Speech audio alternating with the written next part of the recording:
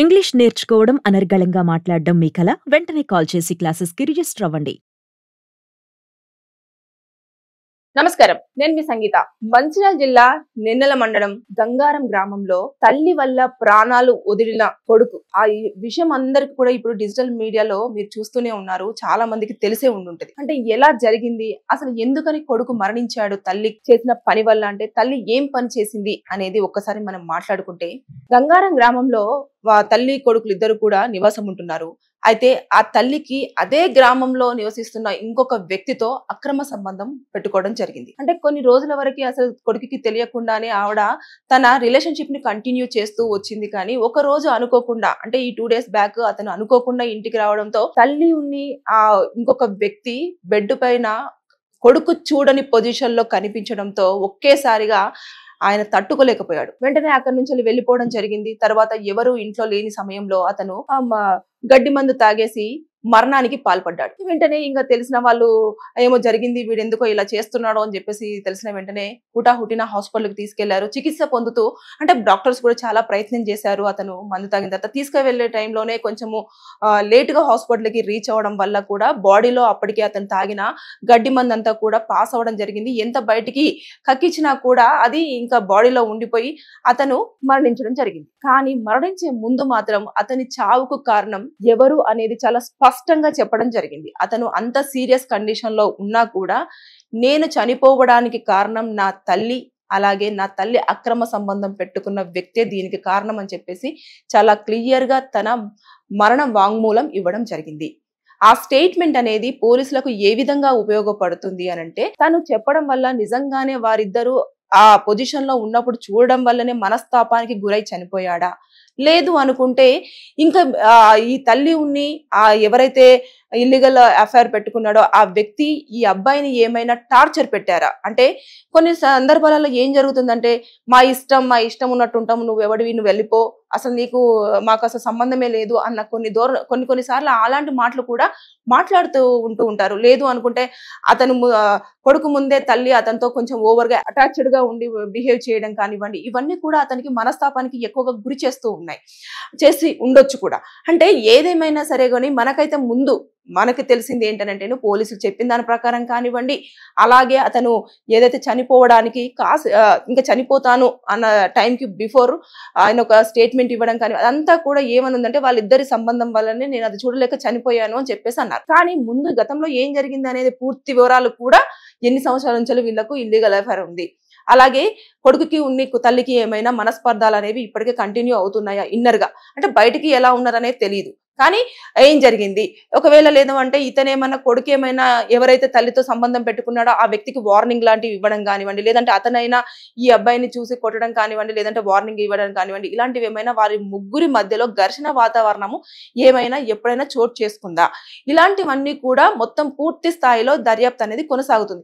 ఎందుకు అనంటే, ఇప్పుడు చూసుకుంటే ఊరు మొత్తం, అంటే ఆ గంగారం మొత్తం కూడా ఎవరైతే తల్లి సంబంధం పెట్టుకుందో ఆ వ్యక్తి ఇంటి ముందరికి వెళ్ళి చాలా రచ్చ చేసేస్తున్నారు. అంటే మొత్తం అతనికి సంబంధించిన ప్రాపర్టీని డ్యామేజ్ చేయడం కానివ్వండి, అలాగే అతన్ని బయటకు తీసుకొచ్చేసి నువ్వే నీ ప్రవర్తన వల్లనే నువ్వు ఆవిడ దగ్గరికి వచ్చేసి సంబంధం పెట్టుకోవడం వల్లనే కొడుకును కోల్పోయింది అని చెప్పేసి చెప్పడం కానివ్వండి, ఇవన్నీ కూడా అతన్ని నిలదీస్తున్నారు. కానీ ఇక్కడ తప్పెవరిది అంటే, ప్రధానంగా మాట్లాడుకోవాలంటే తల్లిది. అంటే చేతికి అందొచ్చిన కొడుకు, ఇంకా రేపో మాపో ఉద్యోగంలో చేరబోయే కొడుకు ఉండగా కూడా, అంటే కొడుకు తప్పు చేస్తే సరిదిద్దాల్సిన తల్లే తప్పు చేయడానికి అడుగు వేసింది అని అంటే, దీనికి అంటే ఆవిడ ఇంటెన్షన్ ఏదో అయినప్పటికీ కూడా తను తప్పు చేయకూడదు. ఒకవేళ గనక ఆ వ్యక్తి నచ్చి ఉంటే, ఒకవేళ వివాహం కాకపోయి ఉంటేనేమో కొడుకుతో మాట్లాడి, ఇలా నేను అతనితో ఇలా ఉంది నాకు సంబంధం, నేను పెళ్లి చేసుకోవాలనుకుంటున్నాను, పెళ్లి చేసుకోవాలి, ఏదేమైనా చెయ్యు అని చెప్పేసి అన్నా అడిగి ఉండాలి. లేదు అనుకుంటే ఆవిడ గనుక అతనితో సంబంధం పెట్టుకున్న విషయం గనుక కొడుకుకు తెలుసుంటే అప్పటితో వెంటనే ఆపన వేయాల్సింది. ఎందుకంటే సొసైటీలో తల్లిదండ్రుల ప్రవర్తనను బట్టే పిల్లలకు రెస్పెక్ట్ అనేది ఉండడం జరుగుతుంది.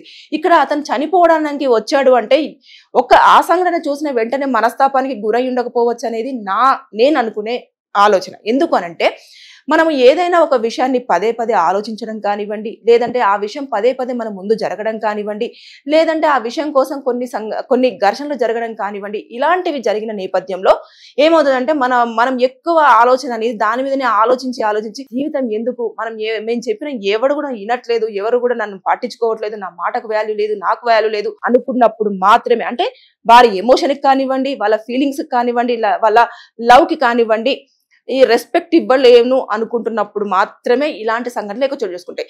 ఎందుకంటే ఇక్కడ తల్లి కొడుకు మధ్యలో ఉన్న ఆ బంధాన్ని ఎవరు కూడా డిస్క్రైబ్ చేయలేరు. ఎందుకంటే తల్లి కొడుకులది ఎంత అంటే ఇక కొడుకు చిన్న దెబ్బ తగిలినా కూడా తల్లి తపన పడిపోతూ ఉంటుంది మొత్తం. అంటే అమ్మ బాబోయ్ నా కొడుకు దెబ్బ తగిలింది. అలాంటి తల్లి అన్నోన్ పర్సన్ ని వాళ్ళ నాన్నగారి పొజిషన్ లో పెట్టుకొని ఇలా చేస్తుంది అన్న వల్ల ఆ అబ్బాయి తట్టుకోలేకపోయాడు.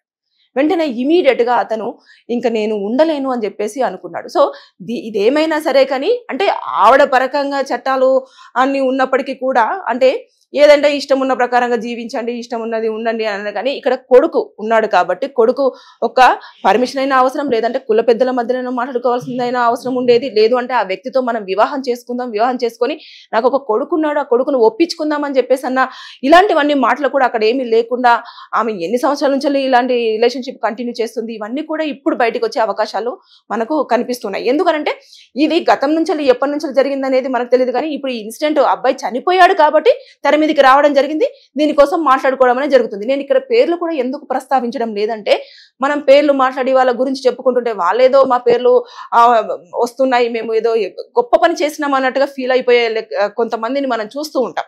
అందుకోసం అని చెప్పేసి నేను అలాంటి వాళ్ళ పేర్లు నేను ప్రస్తావించదలుచుకోవట్లేదు, నేను ప్రస్తావించను కూడా. ఇంకొకటి ఏంటంటే ఇప్పుడు ఆ అబ్బాయి ఏదైతే స్టేట్మెంట్ ఇచ్చాడో అది మాత్రం చాలా మెయిన్ గా ఎవిడెన్స్ కాబోతుంది. ఖచ్చితంగా తల్లికి ప్లస్ తర్వాత ఆ వ్యక్తికి కూడా పనిష్మెంట్ పడే అవకాశం ఉంటుంది. రీజన్ ఏంటనంటేను ఆ అబ్బాయి ఇప్పుడు భూమి మీద లేడు, చనిపోయాడు కాబట్టి అది ప్రైమరీ ఎవిడెన్స్ గా ఉండిపోతుంది.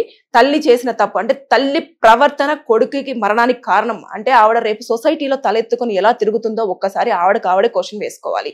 అంటే బంధువులు ఇప్పుడు ఆ అబ్బాయికి ఇంత సపోర్ట్ చేస్తున్నారు కదా, ఆ అబ్బాయి కూడా బంధువుల మధ్యలోకి వెళ్ళేసి చెప్పాల్సింది ఇలా తల్లి ప్రవర్తన ఇలా ఉంది అని. అంటే అందరికీ కాదు, ఎవరో ఒకరు మన కుటుంబంని కొంచెం అర్థం చేసుకున్న వాళ్ళు ఉంటారు, కొంచెం మన సాధక బాధకాలన్నీ కూడా షేర్ చేసుకునే వాళ్ళు కొంతమంది ఉంటారు, మన కుటుంబం మంచి కోసం ఆలోచించే వాళ్ళు మన కుటుంబంలో ఎవరో ఒకరు ఉంటారు. వారి దగ్గరికి వెళ్ళి ఇలా నేను చూశాను, ఇలా జరిగింది, ఇలా ఉంది అని చెప్పేసి అంటే వాళ్ళ విధానంలో వాళ్ళ తీరులో వాళ్ళు మాట్లాడేవారేమో.